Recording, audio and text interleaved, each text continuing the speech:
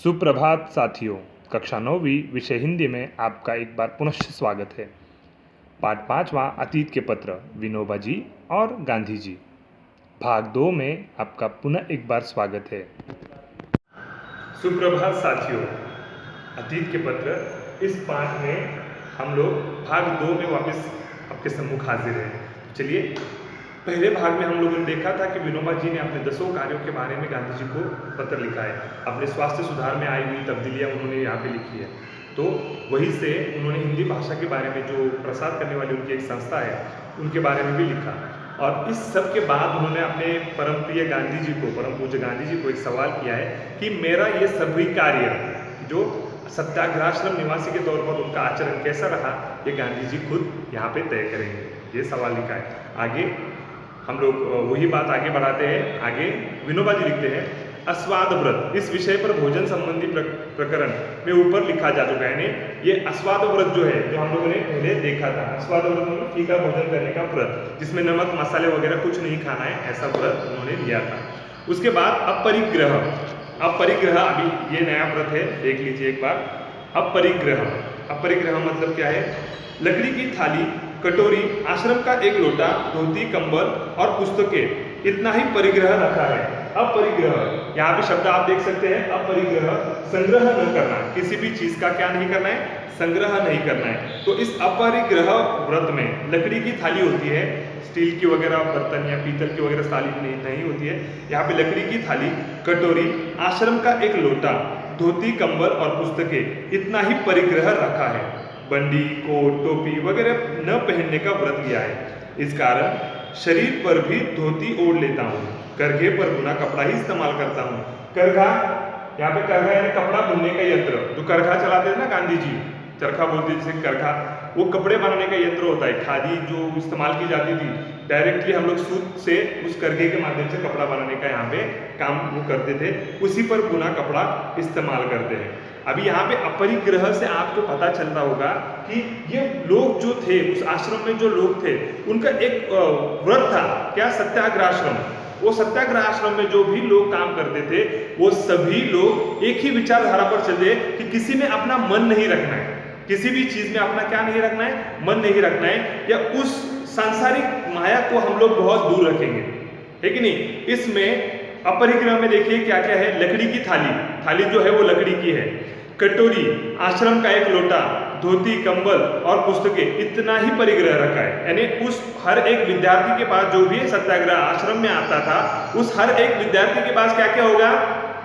सिर्फ इतनी चीजें होगी। और वो चीजें एक छोटी सी, यानी इतनी सी भी बैग ले लिया आप लोगों ने, इतने से भी बैग में आ जाएगी, ये छोटी सी बैग में आ सकती है, इतनी ही चीजें उन्होंने रखी थी। क्या क्या था उसमें?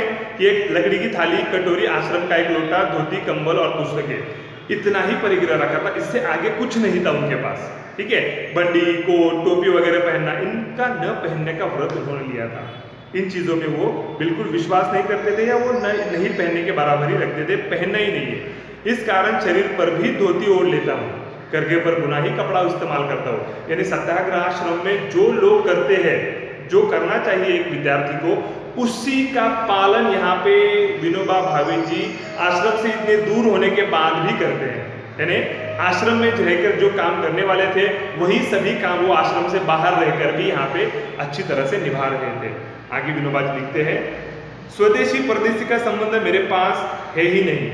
आपके संबंध मद्रास के व्याख्यान के अनुसार, आपके संबंध मद्रास के व्याख्यान के अनुसार व्यापक अर्थ न किया हो तो ही, यानी जो स्वदेशी परदेशी कपड़े हैं, इनका जो संबंध गांधी जी ने बताया था मद्रास के भाषण में, अपने व्याख्यान में बताया था, उससे ही तात्पर्य रखा हुआ है, वैसे ही लिखा गया है।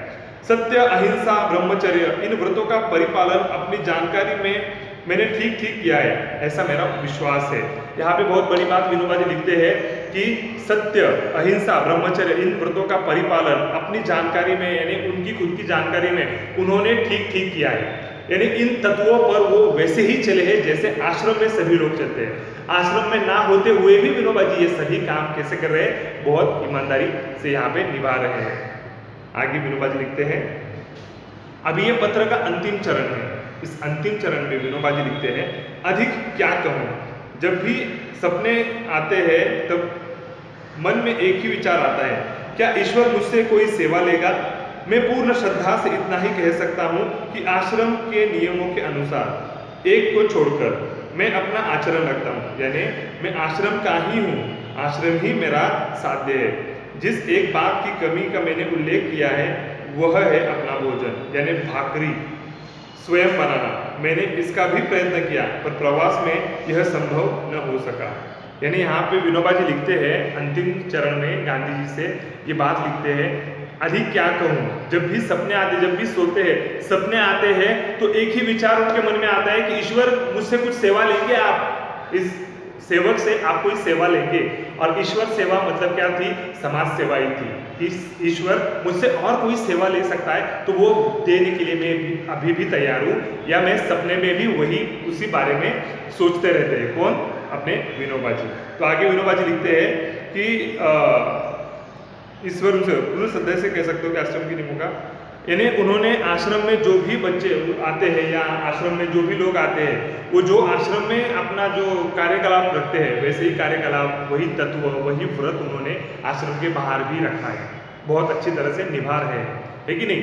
और इससे आगे बढ़कर विनोबा जी कहते हैं कि एक को छोड़कर, यानी आश्रम के सभी नियमों का पालन किया, एक को छोड़कर। एक कौन सा था कि उनको भाकरी, यानी महाराष्ट्र के थे विनोबा भावे जी, मराठी मानुस है, तो उनको भाकरी बहुत अच्छी लगती है। कैसे? यहाँ पे ज्वार ज्यादा उगाई जाती है तो यहाँ का प्रमुख खाद्य जो होता है भाकरी रहता है, लेकिन जैसे चपाती रहती है ऊपर गेहूं से बनी हुई, यहाँ पे ज्वार ज्यादा उगाई जाती है, इसलिए यहाँ पे भाकरी जो प्रमुख खाद्य पदार्थ है वो बनाना, इन्हें उसको खाना या बनाकर खाना, खुद बनाकर खाना, इसका बहुत यत्न किया, लेकिन इस सभी कामों की उलझन में वो ये बनाना नहीं बना सके। लेकिन एक बात को छोड़कर जो एक बात बताई थी वो एक बात थी, तो आश्रमों के सभी नियमों का उन्होंने बहुत अच्छी तरह से पालन आश्रम से बाहर रहते हुए भी किया है। ठीक है, तो इस भाकरी बनाने का प्रयत्न किया है, लेकिन प्रवास में ये संभव नहीं हो सकता है। आगे विनोबा जी अंतिम बात लिखते हैं यहाँ पे, अपना पत्र यहाँ पे समाप्त करते हुए, सत्याग्रह का या दूसरा कोई रेल संबंधी, शायद रेल संबंधी सत्याग्रह शुरू करने का सवाल पैदा हो तो मैं तुरंत वहां पहुंच जाऊंगा। इधर आश्रम में क्या फेरफार हुए हैं तथा कितने विद्यार्थी हैं, राष्ट्रीय शिक्षा की योजना क्या है तथा मुझे अपने आहार में क्या परिवर्तन करना चाहिए, यह जानने की मेरी प्रबल इच्छा है। आप स्वयं मुझे पत्र लिखे। ऐसा विनोबा का आपको पितृतुल्य समझने वाले आपके पुत्र का आग्रह है। मैं 2-4 दिन में ही यह गांव छोड़ दूंगा। विनोबा के प्रणाम। यानी वो जो गांव में रह रहे थे, जहां से इन्होंने पत्र लिखा है, 1-2 दिन में या 2-4 दिन में वो गांव छोड़ने वाले हैं, वहीं से सादर प्रणाम वो बापूजी को करते हैं, गांधी जी को करते हुए नजर आते हैं। तो यहाँ पे उन्होंने कुछ सवाल पूछे हैं, क्योंकि वो आश्रम में नहीं है, इसलिए ये सवाल उनको आना बहुत जायज़ होता है कि प्रश्न निर्माण होते हैं कि आश्रम में मैं नहीं हूँ लेकिन फिर भी आश्रम के बारे में ही सोच रहा हूँ। तो इस सवाल से उन्हें पता चलता है, वो गांधी जी से यहाँ पे सवाल करते हैं कि सत्याग्रह या दूसरा कोई शायद रेल संबंधी कुछ सत्याग्रह शुरू करना हो तो मैं तुरंत वहां पर आश्रम पहुंच जाऊंगा, ऐसा उन्होंने यहाँ पे कहा है। इधर आश्रम में क्या क्या फेरफार हुए हैं या क्या क्या बदलाव हुए हैं तथा कितने विद्यार्थी है या कुछ शामिल हो गए हैं क्या, राष्ट्रीय शिक्षा की क्या योजना बनी है तथा मुझे अपने आहार में कुछ परिवर्तन करना चाहिए कि नहीं करना चाहिए, ये सभी जानने की उनकी प्रबल इच्छा है, इनकी विनोबा जी की प्रबल इच्छा है। और वो किससे जानने हैं? उनको ये सभी बातों की जानकारी गांधी जी से ही चाहिए और किसी से नहीं चाहिए। तो आगे वो लिखते भी है, आप स्वयं मुझे पत्र लिखे, ऐसा आग्रह विनोबा जी यहाँ पे करते हुए नजर आते हैं गांधी जी को।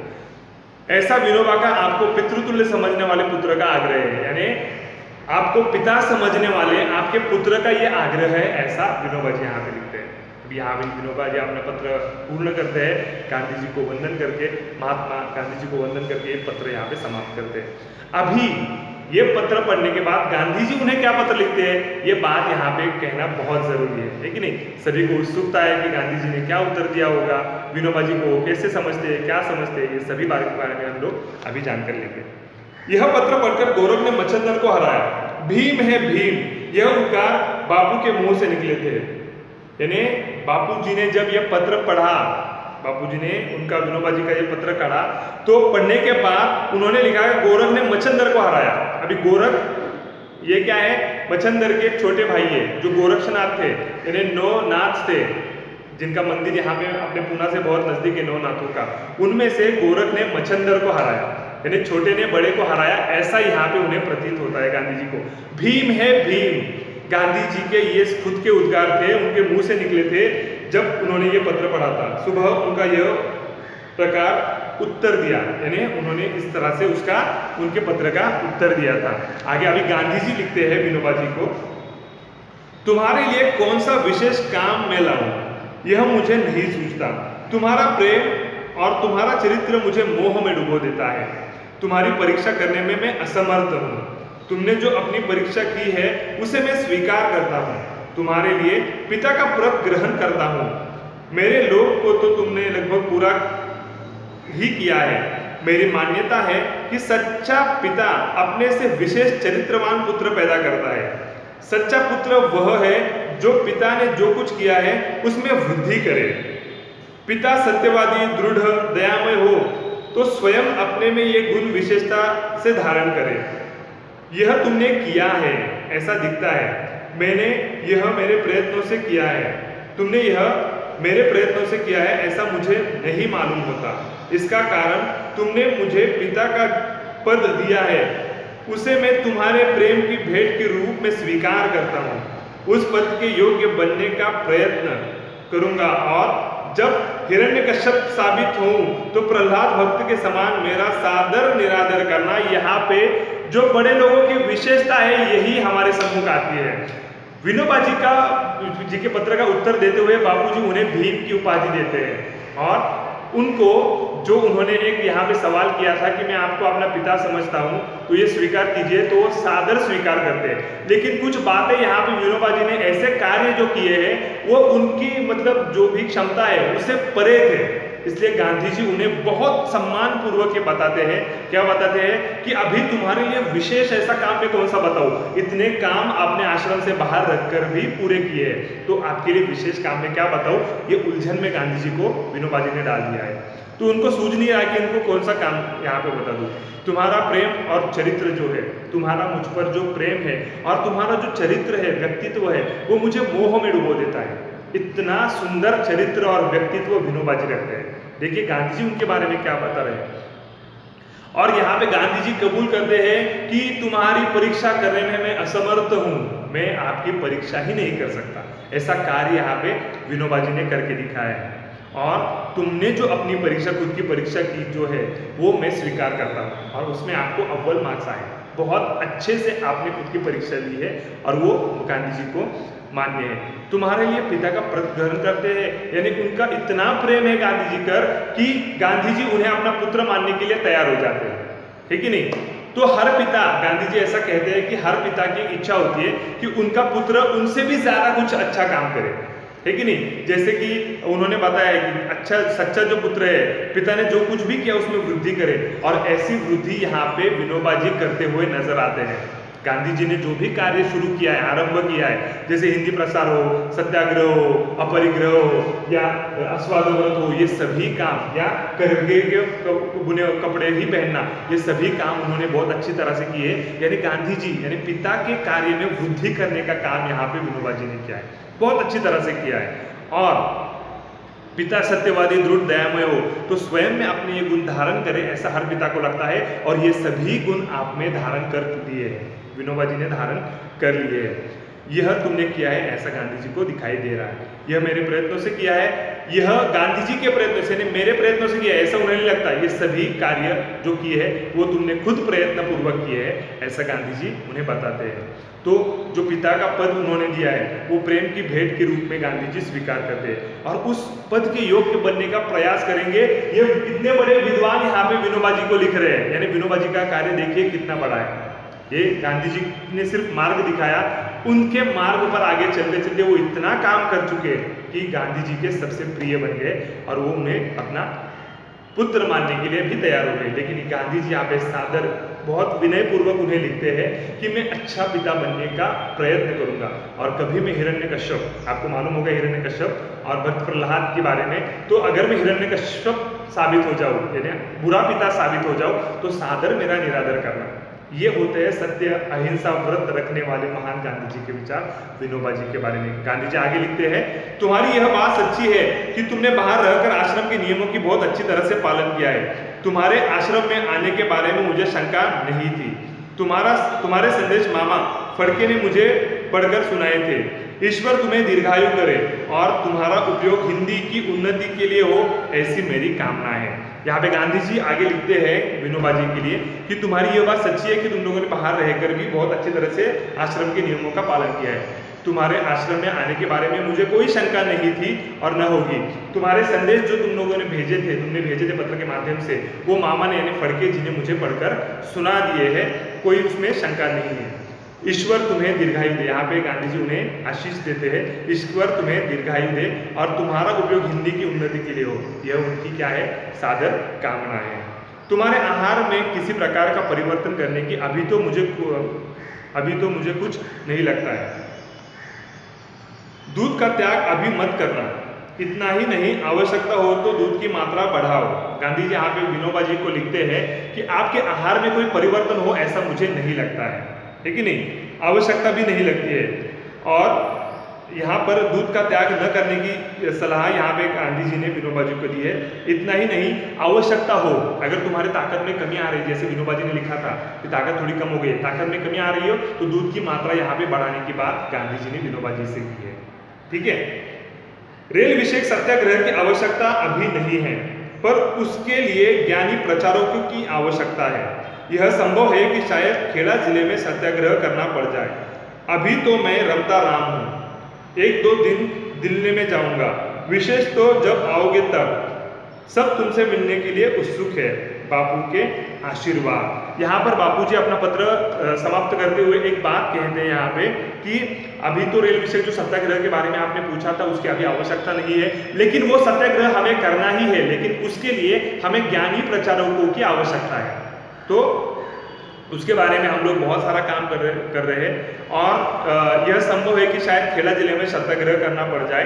अभी तो मैं रमता राम हूँ, 1-2 दिन के लिए दिल्ली जाऊंगा, विशेष जब होगा जब तुम यहाँ पर आओगे और यहाँ पे सभी लोग तुमसे मिलने के लिए उत्सुक है, सभी को तुम्हारे आने का इंतजार है, बापू के आशीर्वाद। तो यहाँ पे रमता राम यानी फक्कड़, एक स्थान पर न टिकने वाला आदमी, रमता राम होना मतलब एक जगह पर न टिकने वाला आदमी। वो कौन थे? गांधी जी स्वयं थे कि उनको बहुत जगह पे जाना पड़ता था आश्रम के बारे में, सत्याग्रह के बारे में। अभी उनका ऐसा विचार था कि खेड़ा जिले में कुछ सत्याग्रह करने की आवश्यकता है और विशेष कब होगा, तुम जब यहाँ पर आओगे तभी विशेष होगा। और यहाँ पे सभी लोग आपसे मिलने के लिए उत्सुक है। यहाँ पे और एक यहाँ पे मुहावरा आया है, हृदय में स्थान बनाना है ना किसी का प्रिय बनना। गांधी जी के हृदय में किसने स्थान बनाया था? अपने विनोबा जी ने।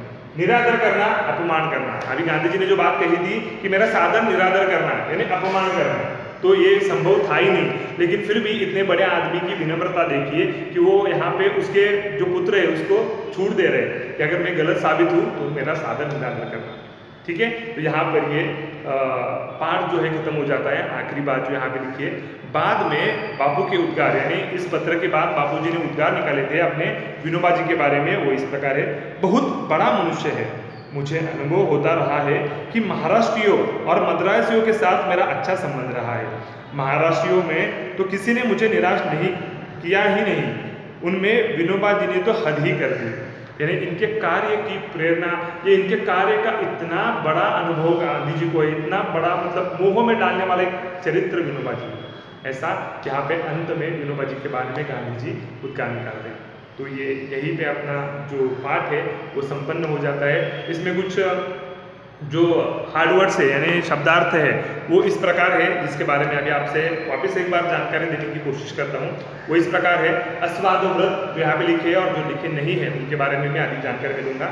अस्वाद व्रत, फीका भोजन करने का व्रत, अपरिग्रह, संग्रह न करना, करघा, कपड़े बुनने का यंत्र, रमता राम, फक्कड़ या एक स्थान पर न टिकने वाला, वाक चातुर्य, बोलने में चतुर, अचेतन, चेतना रहित यानी ऐसे ही अचल पड़ा रहना, ब्रह्मचारी, सन्यासी, वेदांत व उपनिषद, भारतीय प्राचीन धार्मिक ग्रंथ है वेदांत और उपनिषद, सत्याग्रह, सत्य का आग्रह करना।